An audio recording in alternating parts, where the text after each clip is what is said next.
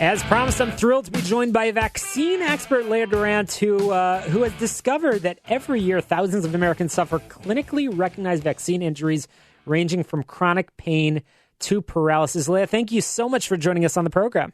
Hi there. Thank you so much for having me. Of course. So many companies are struggling around short and long-term illnesses that result from vaccine injuries. I know you've done a lot of research on the subject. I'm thrilled that you can round out this hour on Get Down to Business by explaining to us a little bit about your research and a little bit about what is being done.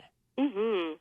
Well, I mean, the research shows that vaccines are, in fact, safe. You know, vaccines have been a wonderful tool for helping us to maintain public safety and public health and making sure that we've got, make sure that people are safe and healthy. But the bottom line is people can have vaccine reactions, and when it does happen, there's a way that people can get redress for it. There's a way that they can get compensation and try to get some help with their medical bills and that kind of thing. But unfortunately, when they happen, this does impact business. It does impact small businesses, and it's an unfortunate reality. Things that people should be aware of. So Robert F. Kennedy said that vaccines create autism, and we it sounds like your research is showing that is not the case. But again, there are impacts caused by the vaccines, and in the business community, people are indeed struggling with the outcomes. What are you seeing in terms of numbers of impact from vaccines? Sure. So since the program was started by Congress, it was started by Congress in 1988. Since the program has been started, we've seen about a little over 17,000 petitions go through the program.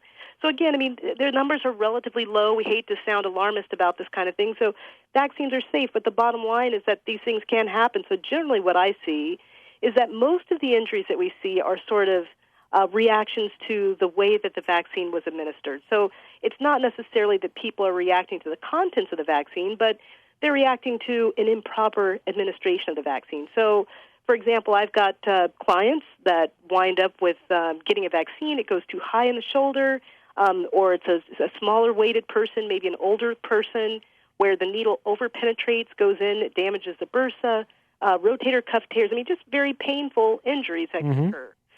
In addition to that, I guess I'd say that's the majority, probably about 70% of cases, something like that. The other, I'd say maybe 30% of cases are more autoimmune conditions, and these are more severe kinds of reactions where people are actually having a reaction to the contents of the vaccine themselves. In those cases, people can find that they've got, difficulty walking, sometimes difficult sensitivity to hot and cold temperatures, numbness, tingling, and they can wind up in the emergency room. So it's just important for people, if they start to experience these kind of symptoms, to be aware that this is what their bodies are going through and to seek prompt medical attention. Leah, we've got about a minute remaining. Is there anything proactively that our listeners should be thinking about or doing to prevent these injuries? Absolutely. I actually had a shoulder injury myself due to vaccine administration. I would say this: if you're going in to get a vaccine, oftentimes the recipient is seated while the vaccine administrator is standing. You want to make sure that you're both on the same level so that shot doesn't go too high up on the arm. And again, you just want to be aware. You always want to receive the vaccine in your non-dominant arm. That's important if you do have some kind of reaction, to make sure that you're not completely debilitated by it. And that will help you in the workplace. We know time is precious, and nobody wants an injury. Nobody wants their employees to have injuries. So if you're bringing vaccines in, a flu vaccine or whatever the case may be, make sure they're being administered correctly. Again, we were chatting with vaccine expert Leah Durant. Leah, I know you've done a lot of research on the subject. Where can our listeners learn more? Sure. They can contact us by viewing our website, which is vaccinelaw.com. They can also just contact us by phone, which is 202-775-9200. Leah, we really appreciate you coming on the program. Fascinating research, and I'd love to check back in with you in the future. Thank you so much for joining us. You have been listening to Get Down to Business, the show all about small business, jobs, and entrepreneurship, powered by Tandem HR. Check them out online, tandemhr.com.